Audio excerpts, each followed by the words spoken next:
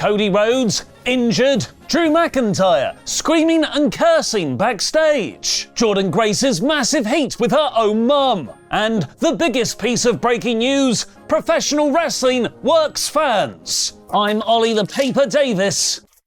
It came back again. I was really happy about that. Soon to be your Jam That Champion, and this is my review of the WWE Royal Rumble 2025 in about 10 minutes. Support WrestleTalk!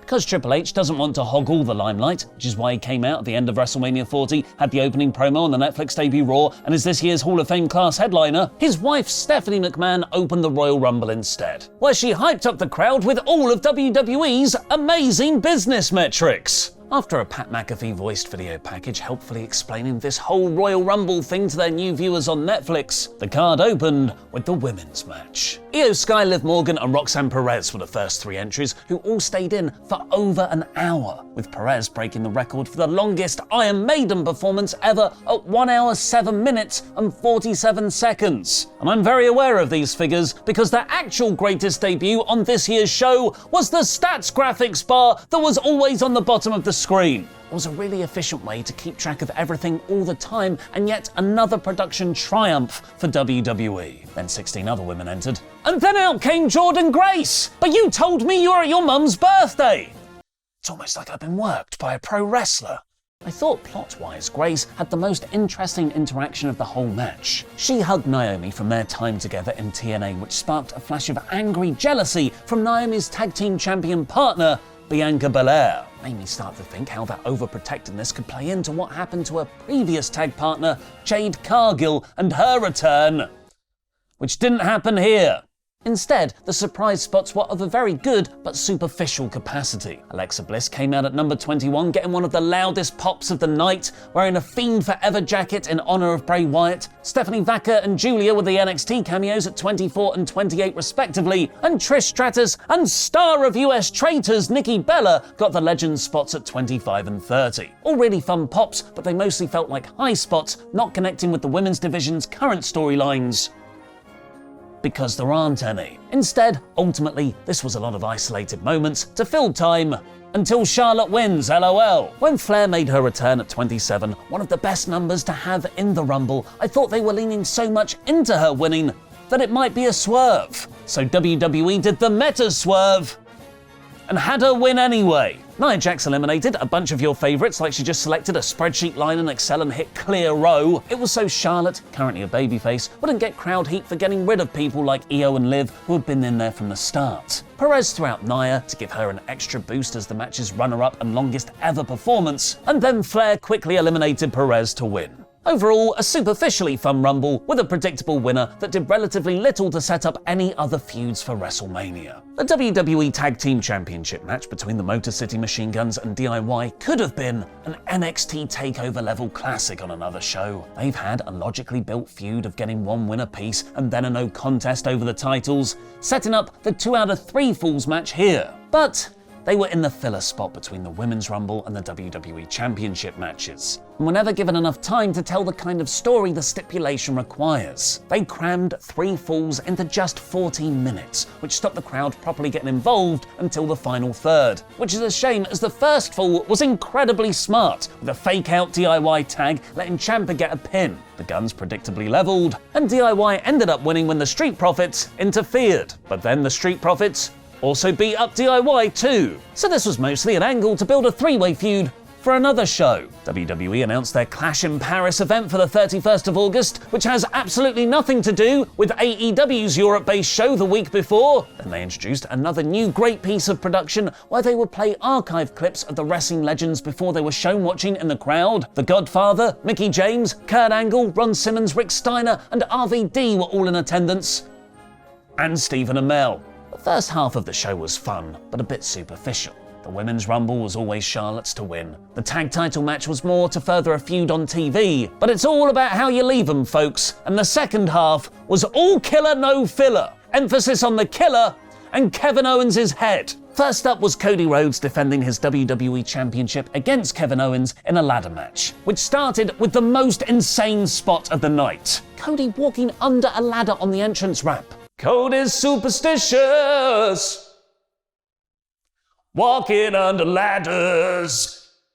The crowd were heavily into this from the start because the feud has been so well told. Those 4 months of intensity were paid off with a fierce brawl through the crowd and then all the ladder spots your sicko heart desired. There was even a little baby ladder. At one point, there were so many ladders in the ring, I needed the stats graphic from the Rumble earlier to know how many were currently active. Because it's Kevin Owens in a ladder match, he of course took the night's 2 worst bumps. Being back body dropped onto a ladder on its side, and for the finish, being Alabama slammed, shout out to Bob Holly, off the announce table through a ladder bridge, which briefly made it look like KO's head had fallen off. But it might not have just been Kevin's neck that snapped. Cody ran up the ladder in the ring to unhook the belts and retain, but this wasn't the white meat babyface Cody of 2024. This felt like an increasingly unhinged, violent Cody who has been pushed to his limit. He made a point to pose behind a blooded Owens at the end, tiptoeing the line that separates justified vengeance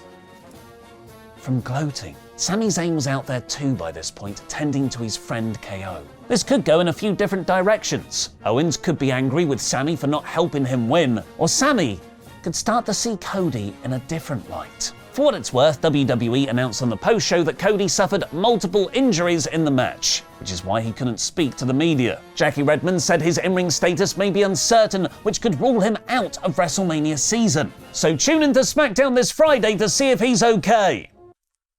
The promo line made me think it was a bit of a work. Thankfully, Jackie's mic worked for that announcement, because Big E and Joe Tessitore sure didn't. When they promoted the post-show just before the main event, they had the wrong audio. And then it was time for arguably the best-built Royal Rumble match in WWE history. And it started off in the best possible way, with Rey Mysterio at numero uno and Penta as numero dos. Just casually starting off with a dream match, they shook hands and Penta did his first of 5.5 zero miedos for the night. The bell rang and they botched a spot, with both of Penta's feet clearly touching the floor. Right after came Chad Gable, the scourge of the luchadors. Just 3 entrants in and every one of them felt connected with months or years of storyline context. The midcard got into full speed, however, with Bron Breakker at number 7, where he eliminated Hayes and Escobar right away. To describe part of the Rumble as midcard usually means it's a bit, well, mid. But WWE have done such a good job with their roster, I was as into this and their interactions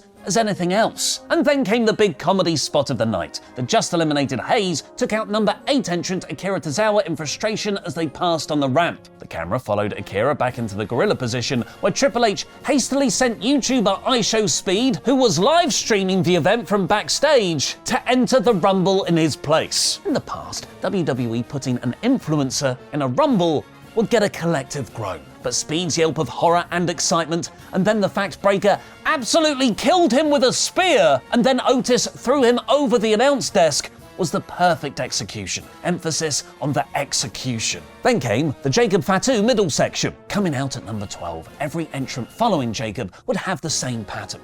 Play your music, run wild, then have a really cool stare down with Fatu. I could do a 50-man rumble with that template and still not get bored. Barely able to catch your breath by number 15, say his name and he appears. TNA champion Joe Hendry entered to an enormous pop. I'm so happy for him. And then the rumble reminded you it had another gear. I was enjoying the mid-card so much, I kind of forgot about all the main eventers, as the second half of the match, at number 16, saw Roman Reigns enter his first Rumble in 5 years. He eliminates Sheamus, he eliminates Hendry, then it's him versus Breakker, but Breakker spears him, but Roman reverses his elimination. You could say that's a future WrestleMania main event, but commentary saved that line for Roman's next interaction, as Reigns went face to face with Jacob Fatu. And then came out professional Roman hater Drew McIntyre. This has been a flawless Rumble so far. What the f*** is Finn Balor's new entrance music?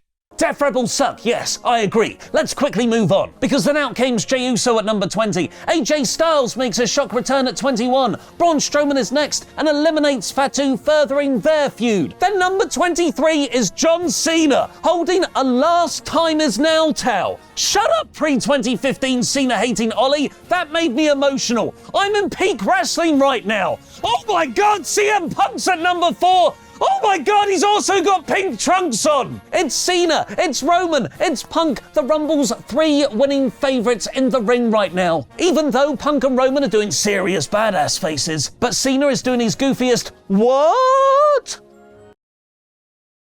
I'm still tingling. And then outruns Seth Rollins at 25 and he goes straight for Punk.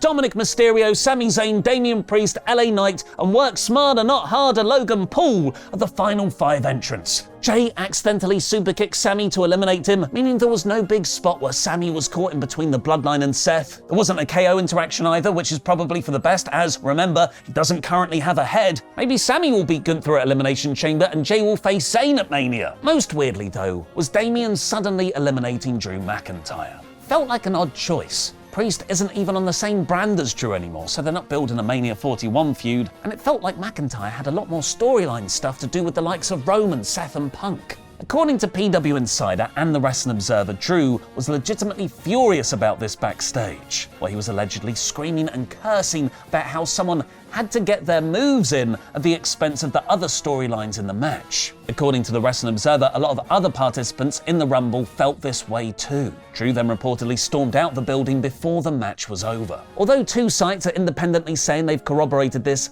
could still be a work. Similar to Drew storming out of Survivor Series 2023 when CM Punk returned to WWE, which led to one of the best on-screen feuds of 2024 between them. The final 6 ended up being Cena, Jay, Seth, Roman, Logan, and Punk. Seth and Roman had an awesome clash after being kept apart since last year's WrestleMania, which led to Punk throwing them both over the top rope. But then, out of nowhere, Logan Paul eliminated CM Punk. I was genuinely furious, but that is the intention. Well played, WWE. You made me not like a heel. Much like everything Bloodline, this spot had many layers, and it led to a violent brawl between Seth, Roman, and Punk on the outside, including 2 pretty stiff-looking stomps from Rollins onto Reigns. But it left a final 3 of Cena, Logan, and Jay. Just like Charlotte earlier, the drama was removed because it's such an obvious Cena wins LOL. And that's when the son of a bitch did the actual swerve. Logan got eliminated and it came down to Jay and Cena battling on the ring apron. Jay escaped back in the ring off an AA attempt and pushed John Cena off to win. Jey Uso, the 6th or 7th favourite for this match, won the whole thing in what might be the most shocking Rumble winner of all time. And watch Rikishi still find a way to be annoyed by it. He wouldn't have been my choice, but I can't deny how over he is and the importance of making new stars. Hopefully, he actually gets a main event spot on one of the WrestleMania nights, as I'd hate to see the Royal Rumble winner main event Jey Uso do an opener. This was already the best built Rumble of all time, in my opinion. I'd like to wait until after Mania 41 is done to finally decide, but this might be a top 3 ever when all is said and done. But remember when WWE was terrible? We do! I kind of miss it in a weird masochistic way. Luke and I are doing a deep dive series on The Rock vs. John Cena, and you can watch episode 1, our review of WrestleMania 27, right now. Here's a clip. Oh, we can smell what he's cooking.